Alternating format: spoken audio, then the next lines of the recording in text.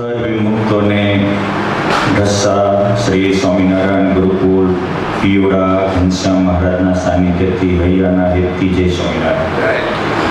ભલા મુક્તો, હવે તારીખ 19/4/2026 રવિવાર અખાત્રીજના પવિત્ર દિવસે આ મંદિરના પ્રાંગણમાં દિવ્ય ભવ્ય પંચામૃત મહોત્સવ આવી રહ્યો છે. પંચામૃતમાં આધ્યાત્મિક સાથે ભૌતિક સામાજિક કાર્યનું પણ એક અનોખું આયોજન કરેલું છે અને એના ભાગરૂપે એક આપણે મફત મેડિકલ કેમ્પ સાથે રક્તદાન કેમ્પ પણ કરેલો છે. રક્તદાન એ મહાદાન છે. શા માટે રક્તદાનને મહાદાન કહેવાય છે? તો એવું કહેવાય છે કે કોકને અન્નદાન આપીએ, વિદ્યાદાન આપીએ કે કોઈ ભૂમિદાન આપીએ, વસ્તુ પદાર્થનું દાન આપીએ, એનાથી કોઈને જીવતદાન મળતું નથી. પરંતુ રક્તદાન કરવાથી વ્યક્તિનું રક્ત નષ્ટ થતું નથી.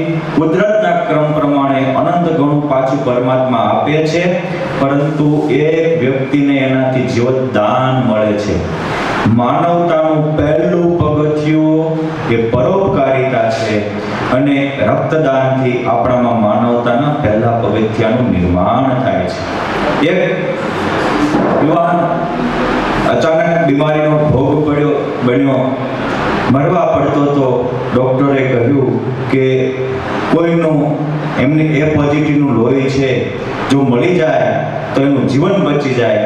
એ જ વખતે ત્યાં ઉભેલા એક ભાઈ, એને આંખની પણ ઓળખાણ નહોતી કે ડૉક્ટર સાહેબ મારું બ્લડ તપાસો. એ નીકળ્યું અને તરત જ એને પોતાનું બ્લડ આપ્યું. સમય જતાં એ બ્લડ ચડાવવાથી યુવાન બચી ગયો અને એને જીવતદાન મળ્યું. અમુક સમય પછી જ્યારે ભેગા થયા ત્યારે એને કહ્યું કે મારે તમારે તો આંખની પણ ઓળખાણ નહોતી, તો પણ તમે મને કેમ બ્લડ ત્યારે આપ્યું? કારણ કે આપણે બધા જ માનવી એક મનુ મહારાજના એક બાપના દીકરા છીએ.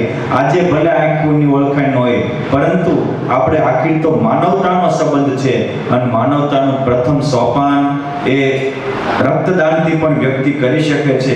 આપણું થોડું રક્ત અનેકનું જીવન બચાવી શકે છે.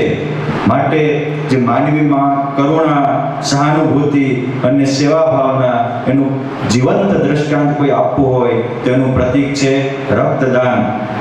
દુનિયામાં અનેક પ્રકારના દાન છે, પરંતુ આપણા એક બ્લડના ટીપાથી કોઈનું આખું જીવન બચી શકતું હોય તો એનો આપણે પ્રામાણિક પ્રયાસ કરવા માટે આ પંચામૃત મહોત્સવમાં 19 તારીખે સાંજે 4 થી રાતના 7 વાગ્યા સુધી બ્લડ ડોનેશન કેમ્પ રાખ્યો છે.